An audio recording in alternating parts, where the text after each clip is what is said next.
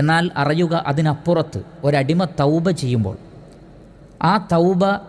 ആത്മാർത്ഥമാണെങ്കിൽ, ചെയ്തുപോയ തെറ്റിനെക്കുറിച്ചുള്ള ഖേദവും സങ്കടവും അയാളുടെ മനസ്സിലുണ്ടെങ്കിൽ, ഇനി ഒരിക്കലും ഞാൻ അതുപോലെ ആയിക്കൂടാ എന്ന തീരുമാനം അയാൾക്കുണ്ടെങ്കിൽ, ആ തൗബയിലൂടെ കേവലം അയാളുടെ പാപങ്ങൾ പൊറുക്കപ്പെടുക മാത്രമല്ല ചെയ്യുന്നത്, മറിച്ച് അള്ളാഹുവിൻ്റെ അടുക്കൽ ആ വ്യക്തിക്ക് വലിയ സ്ഥാനമുണ്ടാവുകയും